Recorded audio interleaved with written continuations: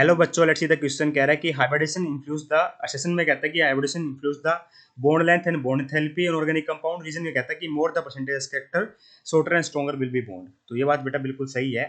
Actually में hybrid orbital जो atomic orbital आपस कंबाइन करके बेटा हाइब्रिड ऑर्बिटल का फॉर्मेशन करते हैं, जैसे sp हो गया, sp2 हो गया और sp3 हो गया ना। तो इसमें देखो परसेंटेज कैरेक्टर बेटा मेरा 50% होता है, इसमें बेटा परसेंटेज कैरेक्टर बेटा 33% होता है, इसमें होता है 25% परसेंटेज एस कैरेक्टर, है ना।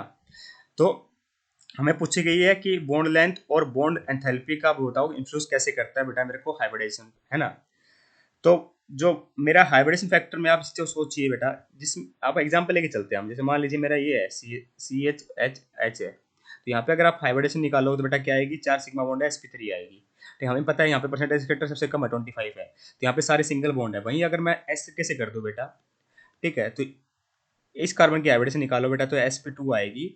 ठीक है, तो परसेंटेज कैरेक्टर कितना बेटा यहाँ पर मेरा 33%। परसेंटेज कैरेक्टर बढ़ गया तो आपने क्या देखा बेटा, परसेंटेज कैरेक्टर तो बढ़ गया, साथ में बेटा मेरा क्या हो, डबल बॉन्ड हो गया। डबल बॉन्ड का मतलब बेटा मेरा बॉन्ड ऑर्डर बढ़ गया है। बॉन्ड ऑर्डर का मतलब बेटा मेरी बॉन्ड स्ट्रेंथ बढ़ गई है, बॉन्ड एंथैल्पी बढ़ गई है। पर बॉन्ड ऑर्डर बेटा इनवर्सली प्रोपोर्शनल होता है बॉन्ड लेंथ के, तो बॉन्ड लेंथ कम हो गई। तो इसका मतलब क्या होगा बेटा, मेरा परसेंटेज कैरेक्टर बढ़ने के कारण मेरा बॉन्ड स्ट्रॉन्ग हो गया है और शॉर्टर भी हो गया है ना, क्योंकि बॉन्ड लेंथ छोटी हो गई है। वहीं अगर आप क्या करोगे, sp हाइब्रिडेशन कर दोगे तो ट्रिपल बॉन्ड हो जाएगा बेटा।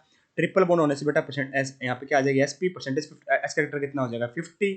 ठीक है, परसेंटेज कैरेक्टर बेटा मेरा 50 हो गया, तो मेरा क्या हो गया बेटा, मेरा बॉन्ड स्ट्रेंथ और भी बढ़ गई है, बॉन्ड ऑर्डर बढ़ गया है, बॉन्ड लेंथ और भी कम हो जाएगी। इसका मतलब ये बात बिल्कुल सही लिखी हो, रीजन भी परफेक्टली करेक्ट लिखा हुआ है कि एस कैरेक्टर बढ़ने से मेरा बॉन्ड ऑर्डर बढ़ता है, बॉन्ड ऑर्डर बढ़ेगा तो बॉन्ड लेंथ कम होगी और बॉन्ड स्ट्रॉन्गर होगा।